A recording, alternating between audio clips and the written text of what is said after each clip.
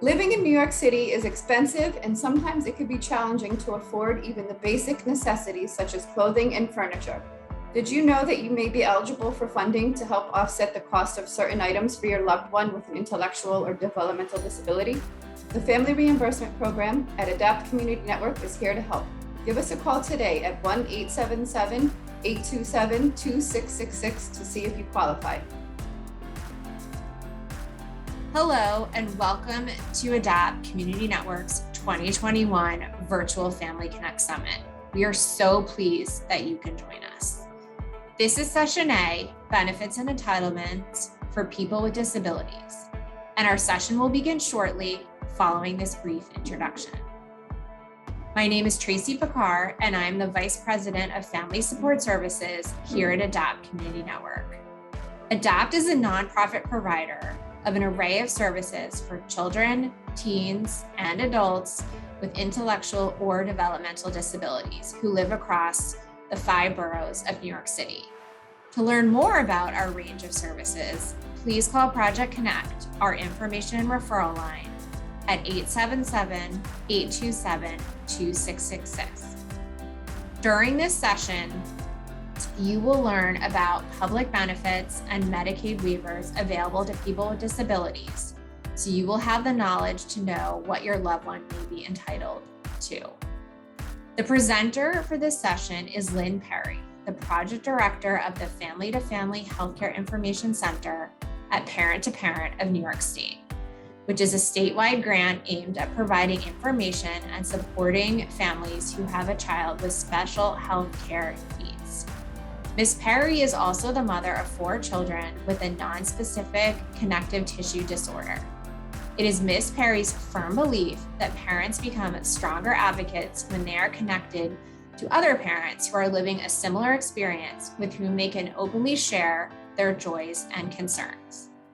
After this session, we encourage you to submit your questions. Email them to projectconnect@adaptcommunitynetwork.org. We hope you enjoy the webinar. Hi, everyone. This is Lynn Perry from ParenttoParent of New York State, and I am the Project Director for the Family to Family Health Information Center. Today, we're going to be talking about benefits and entitlements for children with disabilities, and I'm going to give you some information here. It's going to be some basic information because I'm not an expert. I put this presentation together for families for information, and it's commonly asked questions when they call our office and they have questions about these programs. So I'm going to give you the information. I'm going to give you a link with more information. And if you need more information beyond that, I always recommend calling somebody at the program to get the information that you need. All right, so I'm going to give you a little bit of introduction to ParenttoParent of New York State for anybody who may be unfamiliar with us. We are a statewide, parent-driven, nonprofit organization whose mission is to connect and support families of individuals with special needs. We have regional offices throughout the state. I actually live and work in Binghamton. We have a network of trained volunteer support parents who help us connect and support families of individuals with special needs and carry out our mission. We have additional networking capabilities with parent-to-parent programs throughout the United States. We have a website and social media platforms that we use to get information to families, and we are funded by the New York State Office for People with Developmental Disabilities, as well as HRSA through the Maternal Child Health Bureau and other grants. So let's talk about untangling these benefit programs. Like I said, I'm going to give you some basic information, a link where you can find more, and always recommend that you follow up with any additional questions. You can call me and see if I might know the answer, or call the appropriate agency that these programs are administered through to get the clearest information. So we'll start with 5 main areas of discussion today. I'm going to talk about commonly used programs that are benefit programs for families. Children do not live independently, so a lot of families don't realize what they may be eligible for. So I'm giving you that information, or a way to check that information anyway. Supplemental security income will come next, and that is SSI, and that relates strictly to a child with disabilities. And then we'll talk about health insurance here in New York State for children, regardless if they have a disability. Now we'll talk about Medicaid waivers for children with disabilities and other related programs. And then finally, I'm going to give you some additional resources that you have at your fingertips. So when you're looking up information, that is there for you as well. So this presentation is for children or about children, but I really wanted to include this slide because we get a lot of families who are not working, parents are not working the amount of hours that they normally would if they didn't have a child with disabilities, or they've had to cut back from a full-time employment to part-time. They're calling us, asking us what they might be eligible for to make up for that missing income. So here's a great website from New York State called mybenefitsnewyork.gov. And you can look here to see what benefits you might be eligible for as a family. So we have TANF, which is Temporary Assistance for Needy Families, and that is a cash assistance program. We have Supplemental Nutrition Assistance Program, or called SNAP, and that is getting food to families or individuals who need it and who qualify for it. WIC is Women, Infants, and Children's Program to get nutritious food to women who are pregnant, their infants, and children up to age 5 who qualify for this program. Supplemental Security Income, which I'm going to cover in the next few slides as it relates to a child with disabilities. But a parent who has disabilities or other circumstances may qualify for SSI, which is another cash assistance program. Social Security Disability Insurance. If you have worked and you have paid into the disability insurance system and you become disabled, this is a program that you may qualify for. Medicaid and other health insurance programs, which I'll cover again later, but you can check your eligibility through mybenefitsnewyork.com. HEAP, Home Energy Assistance Program for heating and cooling your home. You may qualify for that as well. All these programs actually, including WAP, which is the last one, weatherization assistance program, which is helping you improve the weatherization of your home. And you don't have to own your own home for that one. You can work with your landlord on that. All these programs, though, have different guidelines, federal guidelines, for whether you qualify. So even if you don't qualify for one, you may qualify for others. So it's always a good idea to go to the mybenefits.com New York website to see what you may qualify for if you feel you should qualify for some programs. Okay, so let's talk about programs specifically for children with disabilities. First, we're going to talk about SSI as it relates to a child with disabilities. So SSI is a cash assistance program. It's a federal program for adults and children who meet the definition of disabled and have limited income and limited resources. It's cash assistance to meet their basic needs for living. So that's why you have to have limited income and limited resources, because this is really just about meeting those basic needs. This SSA.gov pub is a great document. It's 123 pages long, and it has anything you want to know about SSI. It's a really good document. So looking at children with disabilities who qualify under SSI, before I even start that, I will say that SSI determination can take months to happen to get a final decision. So even if you're applying today, it may take a long time before you actually have any determination, any verification whether your child is eligible or not. So again, there's 3 different ways to meet the criteria. And then you have to have a definition of disabled, you have to have limited income, you have to have limited resources. So let's talk about the first one, definition of disabled. If you are under age 18, the Social Security Administration, who is the agency administers SSI, may consider you disabled if you have a medically determinable physical or mental impairment that has resulted or has results in marked and severe functional limitations for the person. So they have to have marked and severe functional limitations, and they have to have the condition has to either expected to result in death or has lasted or can be expected to last for a continuous period of not less than 12 months. So it has to be a permanent, long-lasting disability and have marked severe functional limitations. So let's talk about the other two parts of the equation for SSI. Let's talk about income and resource limits. So again, limited income for you as the parent, they're going to count your income. So for your child to receive SSI, your earned income, which generally comes from wages, but it's also in quotations because there is a formula for how you determine earned income. But your earned income must not be more than $3,698 for a single parent and $4,492 for two parents per month per child with a disability.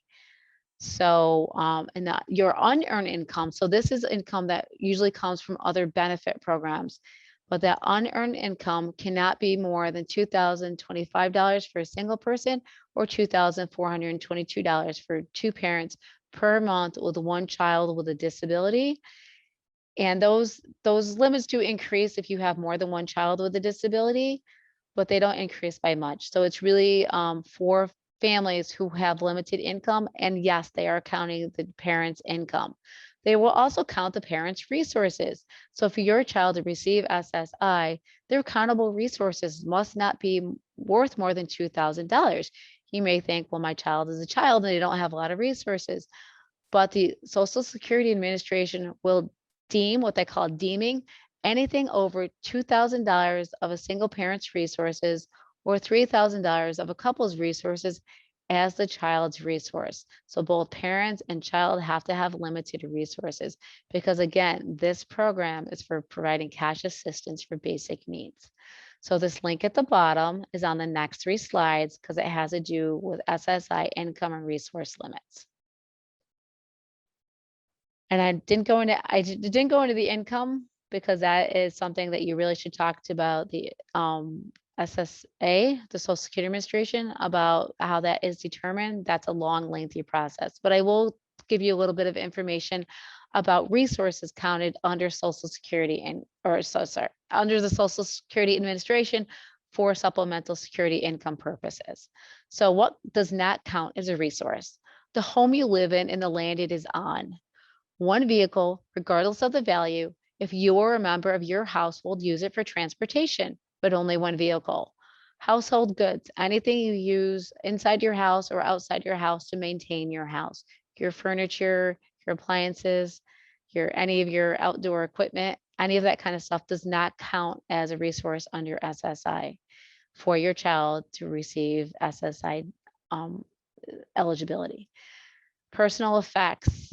This can be counted and it cannot be counted. What is not counted? Your clothes, your day-to-day things that you own, that you use, your wedding ring, your engagement ring, anything that has a personal significance to you, jewelry that you wear on a normal basis. Those things are not counted as a resource under SSI. Life insurance policies, but they have a very limited amount of a combined value, face value rather, of $1,500 or less. Those won't be counted, but they have a very low limit, as you can see.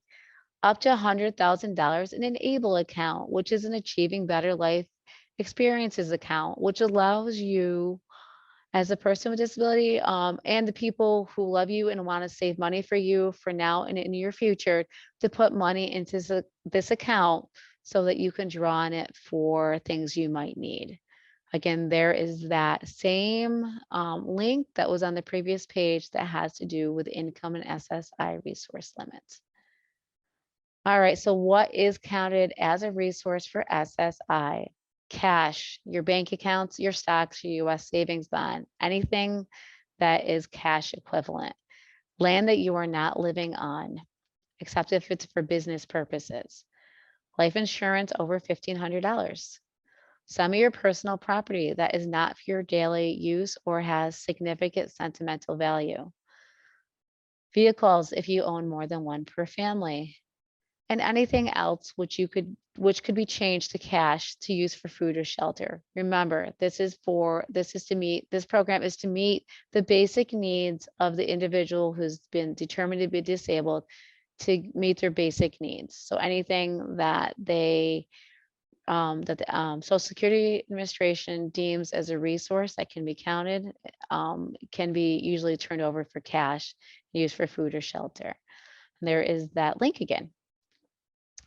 And I think I already mentioned that it can take months to get a determination. So I just always recommend to families that it's a lengthy process to apply for SSI with your child, and it can take months. So just be patient and make sure you're following all the steps, and make sure you're following up with the appropriate people that will help you get that determination done. All right, so next we're going to talk about health insurance programs. We're going to talk about Medicaid. There are many programs that encompass the Medicaid program, but Medicaid in its essence provides health insurance and therefore health services to individuals and families who qualify. There are many ways to qualify for Medicaid. There is income-based Medicaid, where you have limited resources and income. And again, I often talk to families who say they also, and I tell them they should also apply for SSI for their child. If you have limited income and resources for Medicaid, you likely have it for SSI as well. So if your family doesn't have doesn't meet the requirements for those limited income and resources for Medicaid, though, you may qualify for CHIP, which is a Children's Health Insurance Program, which is a federal program, but here in New York State we call Child Health Plus, and that expands health insurance to children who don't qualify for Medicaid. This is a sliding fee scale where the less money you make as a family and you qualify for Child Health Plus, the less you make, the less you pay for that insurance. And the opposite is true as well. The more you make, the more you pay. The New York State of Health is our New York State insurance marketplace for health and dental plans. And it also has information on Medicaid and Child Health Plus. It also has a spot there where you can click on it and look for an assister in your community. An assister is someone who is paid by New York State to assist families to help or assist. The assister is paid to help families navigate health and dental plans and find the plans that work for them, whether it be Medicaid, Child Health Plus, or something through the New York State marketplace if they don't qualify for those two programs. All right, so I'm going to talk about Medicaid waivers here. So Medicaid waivers, a lot of families don't realize that their child with disabilities is eligible for Medicaid waiver based on their disability, because they don't realize that a waiver will waive the parent's income in order to qualify the child for Medicaid and the services related to Medicaid for disability services. So that's important to understand. It's also important to understand with waivers, particularly the children's waiver, it can be a little bit of a lengthy process to get through the application process, and to get to the determination. There's multi-steps sometimes for that child to be determined eligible for a waiver. It's also so that we have the New York State Children's Waiver, which was formerly 6 different waivers from OPWDD, Office for Mental Health, and the Department of Health. They all had different waivers. It wasn't real easy for families because the children had to be enrolled in one waiver, and services they might have needed were in another waiver. So this is much better for children to have one waiver, and it's called the Children's Home and Community-Based Services Waiver. And those services related to this waiver, once your child goes through the determination process, they are determined to be eligible for the children's waiver. Those services are based on an assessment. So they have an assessment done, and some services are outlined that would benefit the child, and that those services are put into something called a life plan. A life plan is going to be what they use as guidance for that child and the services they are getting. And those services in that life plan can include community rehabilitation, respite, supported employment, adaptive and assistive equipment, caregiver, family supports and services, community recreation, environmental modifications, say if you have a bathroom that needs to be modified for your child to use who uses a wheelchair, or you need to have your vehicle modified to help get that child into the car. Those are environmental modifications, and also family peer support services and many more. At the end of the presentation, I'm going to give you a link for the home and community-based services so that you know what those services are, because I gave you a very limited number of them. There are a lot more. Okay, so Medicaid waivers. Let's talk about two modalities of service delivery under the Medicaid waiver. We have care coordination. Care coordination is when a care coordinator manages the plan by finding services for the child and coordinating those services and payment for those services. So you are working with somebody, they usually work through different agencies and finding the service providers for your child for those services outlined in their life plan. Or you can choose self-direction, where a parent or caregiver takes on the role as the plan manager. They find staff to work with a child. It can be friends or family. It doesn't have to go through an agency, but they do have to be trained and they have to be background checked. The parent manages the plan with the help of a fiscal intermediary,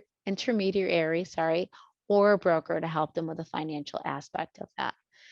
And this link down at the bottom is our very comprehensive link for the 1115 waiver, which was the waiver that came as a result of those 6 different waivers being rolled into one. So this is a really great website. It's got multiple links on there with information about the children's waiver. Okay, so briefly, a couple other waivers, or actually a waiver and a program, sorry. So the Children and Family Treatment Support Services waiver is a single point of access waiver for families whose children are having mental health and substance abuse issues.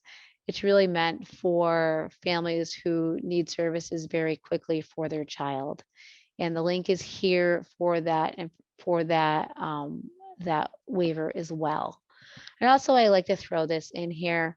We have the health insurance premium payment program available to parents who have private third-party employer-based health insurance, but someone in the family is eligible for Medicaid or Child Health Plus or CHIP. The New York State will pay those insurance premiums for the family since they are carrying the child on their insurance. The alternative would be that the child would have to be enrolled in Medicaid or Child Health Plus. So in order for this to happen, in order for families to get this reimbursement, it has to be cost effective for New York State in order for you to receive it. So it can be very complicated, but it's a program that I like to make sure families are aware of so that they know that this is an option and they can get the information, and then they have the information they need to see if they might be eligible for it. So our last section really has to do with me just providing you some links that I find very useful from when I'm looking up information for children with disabilities, the benefits that they might be eligible for. So the first one is from the Social Security Administration, and it's a really great little brochure that has things explained very briefly, but very well for families and professionals who are looking for this kind of information. Next, we have the New York waiver fact sheet. This is from Medicaid.gov, so that's a government site that's going to tell you about all the waivers that are available in New York State in case you are looking for waivers that don't just pertain to children, and or looking for even those transition waivers where someone's leaving childhood, going to adult waiver. You can find information about those there. Children's Home and Community-Based Services brochure, which I told you I would provide, is right here. It's a really great brochure. Also, the self-direction brochure. So if you're thinking self-direction may be something for you and your family, that would be a great resource for you to have as well. All right, so thank you for your time today. My name again is Lynn Perry, and I am the project director for the Family to Family Health Information Center here at Parent to Parent of New York State. And here is my phone number if you would like to reach out to me, as well as my email and our Parent to Parent of New York State website and our Facebook and Twitter accounts. I just want to say, I didn't say at the beginning, and I had meant to, that this is a shortened presentation of a presentation that I give called Benefits and Entitlements for People with Disabilities. And it covers more programs for adults than I had time to discuss here for children's presentation. So if you'd like to find out when I might be next presenting that, you can check out our website here, ParenttoParentNewYorkState.org, and look under statewide events, and you can find our webinars that are being held, and look for benefits and entitlements for people with disabilities. And I hope you'll join me and can get that information if you're looking for both children and adults, information for benefits and entitlements for children and adults with disability. Looks like I hit my time limit, so I'm going to sign off now, and I welcome your questions, and I thank you for attending the conference and listening to this presentation.